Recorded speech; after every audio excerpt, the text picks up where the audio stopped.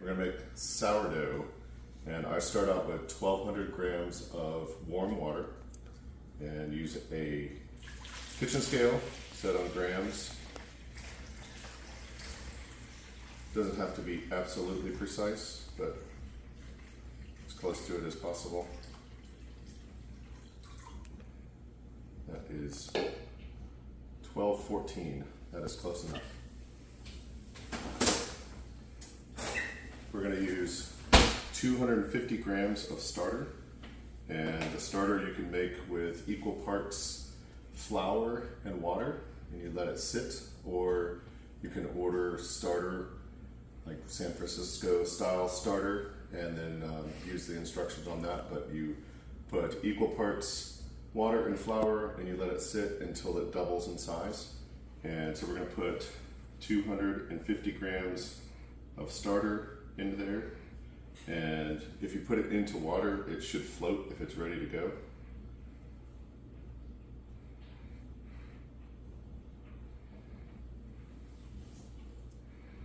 Make sure to zero your scale out before you start.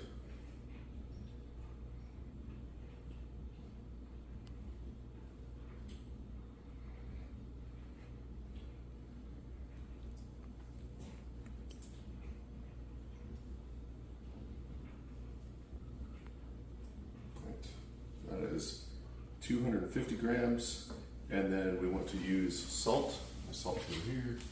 So we want 40 grams of salt, and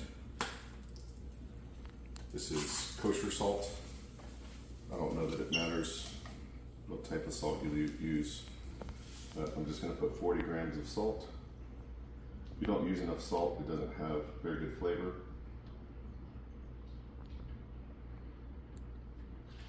So 40 grams, and then you want to stir that around. I don't know if you can come in here and to stir it around, use a whisk, or this is a dough stirrer. You want to get it mixed up.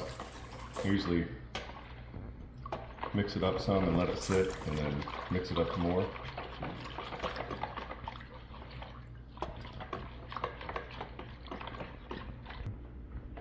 Right, so I stirred it a little bit before, and I'm going to stir it again. Got my flour ready to go. I use high gluten flour from, I buy it from Gordon Food Supply in a 50-pound bag, because I make a lot of loaves. But I used high gluten flour because it helps it rise more, and it's a little bit more stretchy. So I haven't always done this, but I started doing this the last time, sifting the flour in as I weigh it. There's fewer clumps. So I'm going to use 1,500 grams of flour. So it's 1,200 of water, 1,500 of flour, 250 of starter, and 40 of salt. That's about 80% hydration for the loaf. If you go less hydration, like 75%, it's a little denser, doesn't fluff up as much.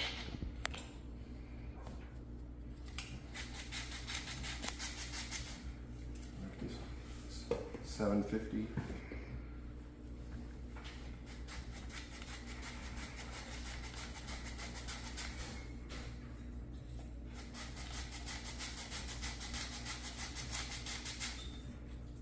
Be more patient than I like to be while doing this.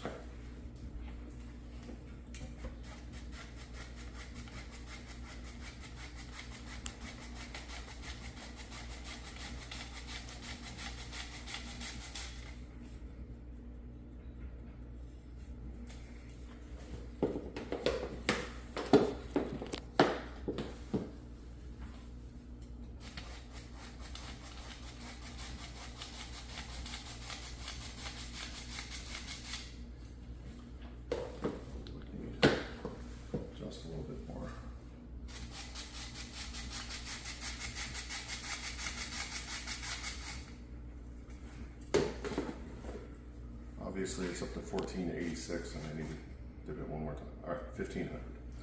And again, it doesn't have to be exact.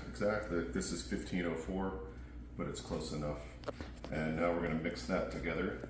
I usually do several loaves. As you can see, I'm going to do all of these, but I'll do this one right now. So you just want to take it like this and kind of push the flour down into the water so that it doesn't fill the room. And you can also do this with your hands. This amount will make 2 big loaves about the size, will fill a 2-gallon Ziploc, or it'll make 4 regular size loaves. So you want to mix it, and once it gets mixed in, go on the bottom and then flip it over. Just keep going up on the bottom and flipping, and then make sure to stir the middle, because you'll have a big wad of flour on the bottom in the middle if you're not careful. And then once you start folding it in later, it will be bad. You want to get one that doesn't fall apart.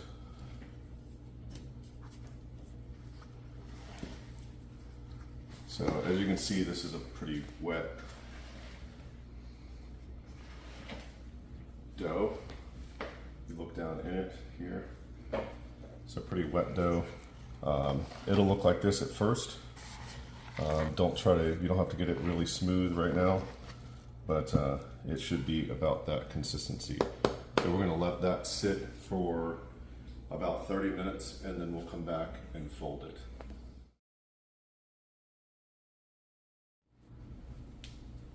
All right, so we are back after about 30 minutes, and I didn't put this in the last one, but I used these plastic disposable shower caps to cover the bowls. And these bowls you can find at Walmart. They are $1.97, and they're the perfect size for this. So you cover them in between mixing. So I'm gonna uncover this and fold this. So you just wet your hand first, wash your hands, and then wet your hand. Keeps the dough from sticking to your hand as much. Go under and fold in, and then just spin the bowl as you go. And right now you can see that it's pretty wet and doesn't stick together very well. So I'm going to fold this a bunch of times, and this gets the gluten to stretch a little bit and becomes more like a workable dough than just a clump of wet flour. I'm going to go until it feels like it's starting to tighten up some. You'll feel it once you pull over here. You'll feel that it won't stay over here. It'll kind of fold back this way. So if I pull it here and then it completely folds back, then it's time to stop and fold it a couple more times here. And you're going to do this once every 30 minutes for about 5 times, and then the dough will be ready to go. So I'm going to leave this here. You can put the shower cap back on. These are just a little bit small for the bowl, so they'll rip at the seam, but then they'll fit perfectly. So I'll come back and do this about 5 more times.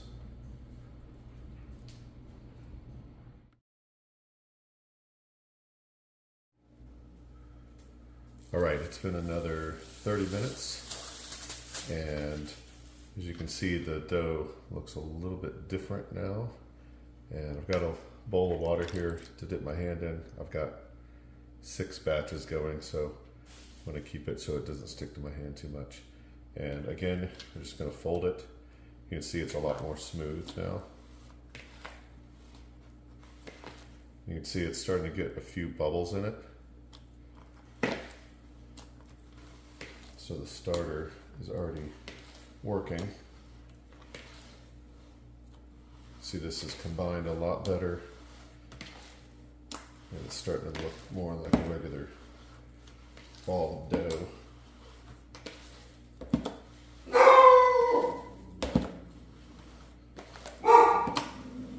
The dog has apparently heard something outside and gonna bark at this particular time.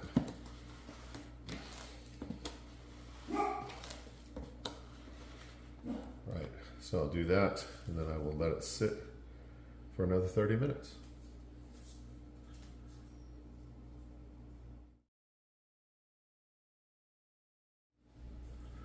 All right, so this is the second time of flipping it, and you can see there's a lot more bubbles in here. So I'll wet my hand a little bit so it doesn't stick.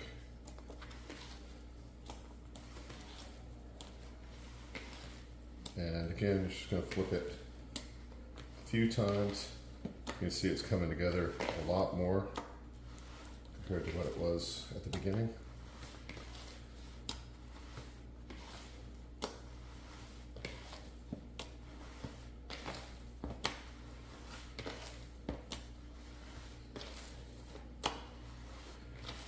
If it's too tight, you can pull it like this and flip it. Just kind of wiggle it a little bit.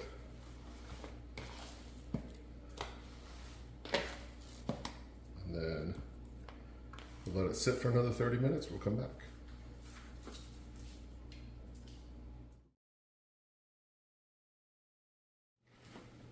All right, this is the third time of flipping it, and I've zoomed in a little bit so you can see the dough a little better. And again, you can see bubbles throughout it, and it's risen a little bit more. You can tell it's filling the bowl a little bit more. I'm just gonna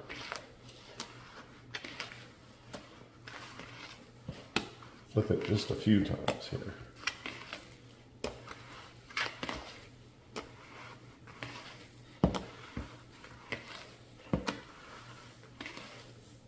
At this point, you can probably do it maybe one more time. You can do it twice if you want, as long as it's mixed together really well so that the starter is distributed evenly throughout the dough. We'll do it about that many times. And we'll let it sit. I think we'll do it one more time. Always put this back on so the moisture doesn't escape. We'll be back in 30 minutes.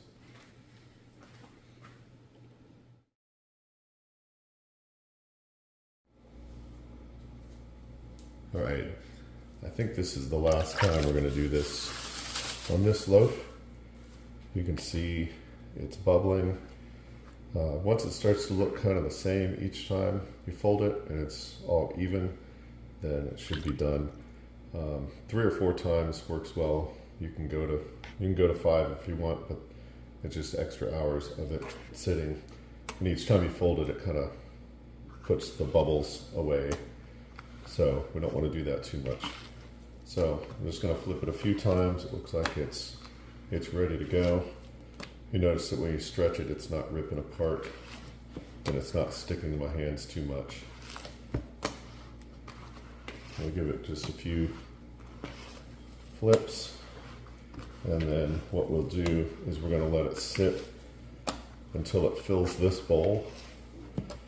And then at that point, I'm going to divide it into 2 separate bowls and then let it fill the bowl again to rise. And then that's when I know that it's ready to bake.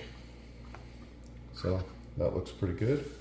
I'm going to cover it, let it sit for a few hours, and then we'll come back at that time.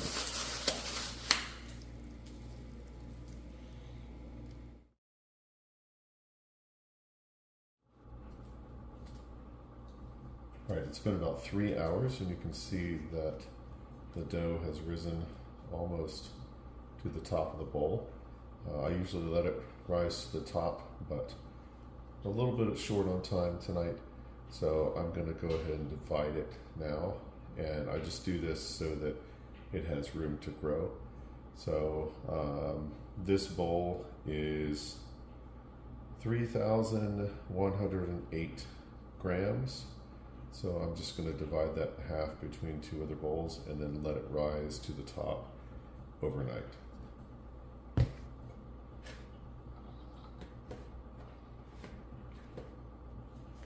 So I usually just kind of pour it out and cut it in half.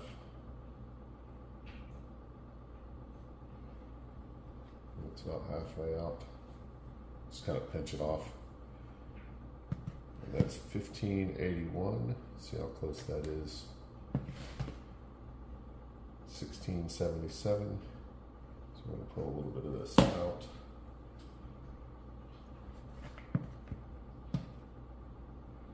$16.49, $16.50. Want to be real precise with it. Good. $16.28 and $16.36. I think that is close enough. So what I'm going to do here is fold it one more time and then just let it sit overnight. So I'm going to go in and fold it. This pushes the bubbles together and lets the starter, lets the yeast find new things to feed on, and then it will grow back. But this will even the dough out as it rises, and you won't have giant bubbles and then no bubbles on one side. So this just helps it to be mixed really well. And then, so leave it about like this, and I will do both the same way. Make sure that this is mixed good.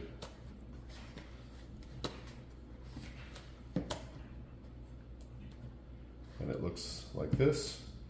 And we'll cover both of these.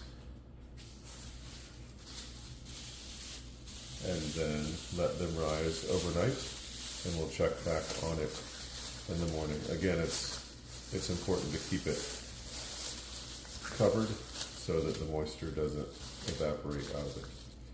So we'll come back when it is risen all the way to the top.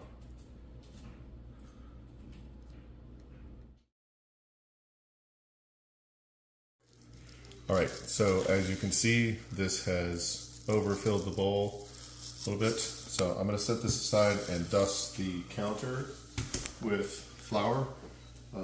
You can use your hand, or I use the sifter thing because it spreads it out a little bit more evenly.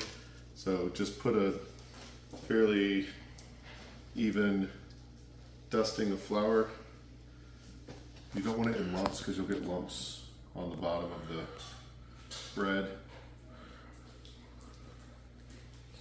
Right, and then so I'm going to do 2 of these right now because I'm going to cut one loaf in half and use the other as a whole loaf. You'll see that it doesn't really stick here, but pull it slowly. Set that aside, and then when you dump it out, you don't have to force it. It will come undone slowly. A little slower than I wanted. So just let it unstick as you go, and it'll pull most if not all of the dough off of the bowl. That one had some sticking, so you can grab that and throw it on top if you want, or just leave it in the bowl. I bought some more bowls so I can have bowls sitting and ready to put them in. But I'm going to do one more of those.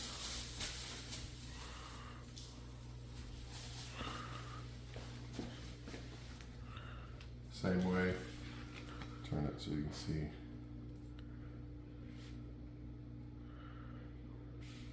It's sticking pretty good this morning. There we go. So it should come out pretty well from the bowl, not leave too much of the loaf in there. That one did better. It comes out pretty clean. You'll notice that there's some big bubbles. You don't really want those in the bread, so you can pop those. And then as it proofs, it will come out. So I'm gonna cut this one in half So I'm going to dust it with a little bit of flour so that it doesn't stick to my cutter. There's a big bubble right there.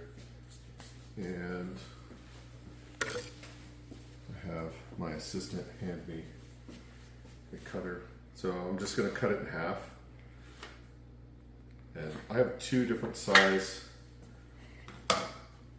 Dutch ovens that I use for this, one for the smaller loaves. And then I'm just going to fold this over top of itself, and you want to be careful not to dump all the bubbles, and just real simply do that. And then I have two different bowls. Seen some videos where it tells you to put them in a basket with a cloth and all that stuff, and that's a lot of extra work, and I'm lazy. So I'm gonna take it like this and put it in the paper, and when you're ready to cook, you'll see in a little bit that you just take the paper out, put it in the Dutch oven, and then when it's done, you just pull the paper out. So it simplifies and it makes it a lot easier. So I'm gonna move this out of the way, and then here's another. I cut the paper smaller for these little loaves because it's a smaller Dutch oven, and then a little bit bigger for the others so that it's easy to grab onto. So you just kind of fold it over as much, and then grab one end and just flip it, and then tuck underneath until it's a nice shape, and then grab the whole thing and sit it in the paper, and make sure the paper's not wadded up too much, but it'll be about that big at first. And I'm making 16 loaves today, so I'm gonna start some of these immediately, but you would normally let this rise for a couple hours and it will look a little bit different, but this will puff up completely in the bowl. Now I'm gonna take this whole thing, and I make some large loaves and then some smaller loaves. So I'm just gonna take this. I didn't dust it because I didn't want the flour in the middle of the loaf, but you just pull it and flip it over just like the smaller loaf, and take that whole thing and put it in the bowl. It looks about like that. Now we usually just kind of move the flour around. You can add more flour right before you bake it, and I'll do that, or you can leave it like this. By the time it proofs, that flour will be gone. So I'm gonna let this sit for a little while I do the others, and then we'll put that in the Dutch oven.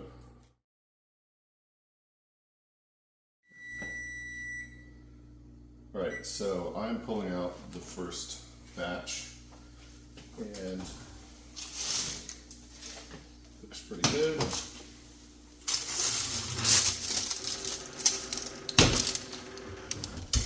So what I'm going to do is just pull the paper out like this, flip it over, and sit it on the cooling rack.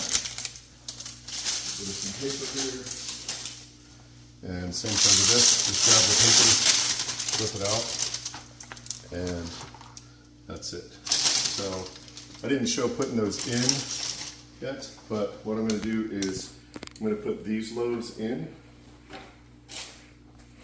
Before I do that, I'm going to dust the top of them with flour. This makes them look a little fancier. It doesn't change the taste or anything.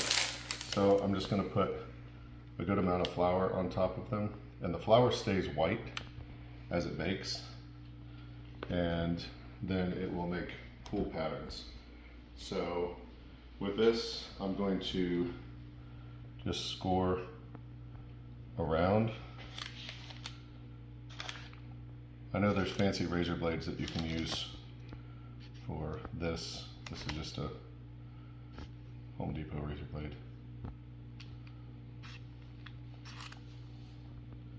And then this, you can do any pattern that you want. Sometimes I just do like 3 lines like this, but it helps it expand all the way. And the deeper the cut, the farther out it's going to expand. So you take these, and this is for the small one. So just grab the paper like this and sit it in the pan. Don't grab the lid yet because that's really hot and it will burn your hand. I'm going to do the same with this one, and I may have put too much flour on that, but we'll see. So just sit it in the pan, put your gloves on. These are like 12 bucks on Amazon, but they're silicone and you can grab things and they're really nice. I like them. So put the lids on tight. If the lid's not on tight, then the steam escapes and it won't rise as much. So the steam helps keeps the crust from hardening up too much. Right, so I'm going to put that in at 450. I have already heated up the pans in the oven at 450 until they're hot. Before you put the bread in, that's a really important step. But I'm going to put it in at 450 with the lid on for 25 minutes. And then we'll look at it after 25 minutes. We'll take the lids off and then cook it for another 15 minutes. Okay, the timer just went off, so it's been 15 minutes and this should be done. Put this back here. Looks great.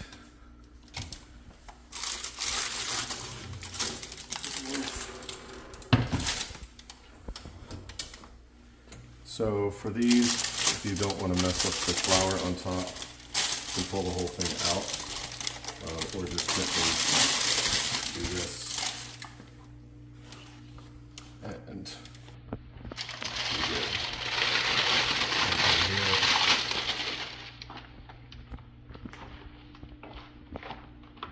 and you get a nice design on it. You can make any pattern that you want, but that's basically it. And then let it cool a little bit before you cut it. It's pretty difficult to cut right as it comes out of the oven, but we do it all the time, so you probably can too. That's it. It's done.